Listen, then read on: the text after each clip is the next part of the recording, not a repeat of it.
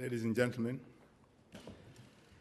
after extensive deliberations, the Prize Committee unanimously agreed on the winner for the 2011 Mo Ibrahim Laureate. It's therefore my honor and privilege to announce the winner, President Pedro Pires, the former president of Cape Verde.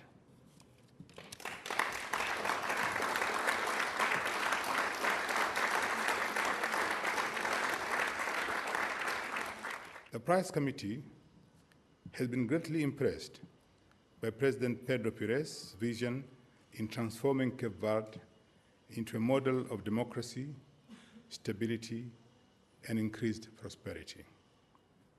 Under his 10 years as president, the nation became only the second African country to graduate from the United Nations list of developed category and won international recognition for its record on human rights and good governance.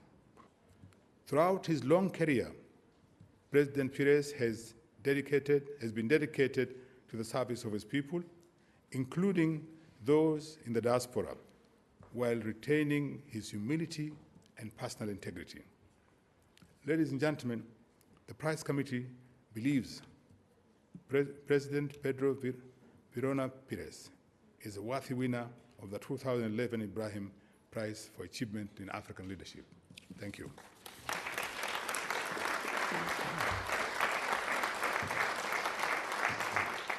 This story of Cape Verde itself and of the prize winner this year encapsulates an extraordinary development. The vision to put people first, to emphasize the need to put emphasis on education and health and food security, and then to have the good management of the transitions, the transition from autocratic to multi-party rule, the willingness to lose an election and then come back and become president, and then bring about an economic management and transformation. It's an extraordinary story. He has shown a good deal of understanding, profound pragmatism, maintaining ethics and integrity all the time, and that was very impressive. But we had to go through the whole process and look at it in context. I think that's very important, because you cannot judge the person just on his performance the last 10 years. We wanted to make sure that throughout his career, he always maintained dignity, integrity, honesty, and vision.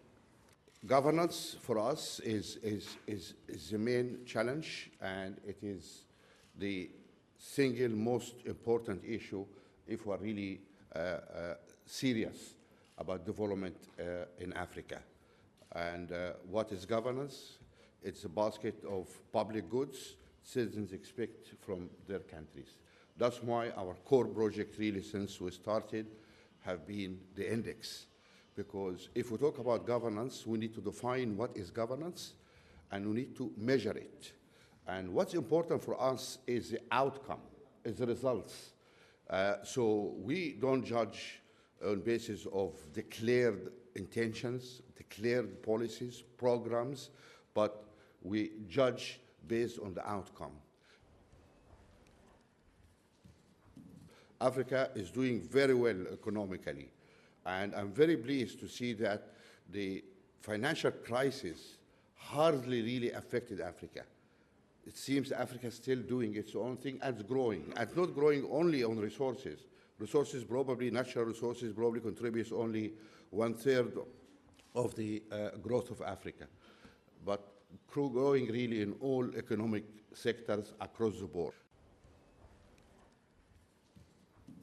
Decline in participation, I think that's obviously points to the challenge we're still facing in having good governance in Africa. You know, there is no question, if you don't have political participation and balanced development, you would lead to the kind of uprising you have been seeing in North Africa, you know, because lack of political participation is usually coupled with social injustice, you know, and this is a lethal combination. And we need to make sure that we continue to put the focus on political participation, because it's a people power. You know, if you really want to people to be free and to have social justice. You need to get them to participate. What we always see is that rise of civil society really everywhere in Africa. What form of the change will take, we don't know. And it depends also on the response of the leadership.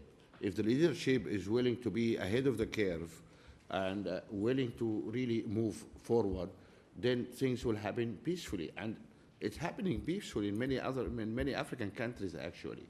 But if we see people entrenched and refuse to leave office, I mean, we have seen examples of people staying for 40 years in office in Libya or 30 years in Cairo or whatever, then, of course, the public reaction will be more violent. And I think that arms the citizens with information with which to tackle their governments. It removes them from the realm of speculation, just a feeling that the government is not doing well. But to be able to demonstrate it's not doing well because there's information, the figures, to prove that it's not doing as well as other countries are doing. I think, in fact, the indices are more important than the price. The price is because it has got an index of so many millions. It's because people have focused more on it than the real value of this exercise.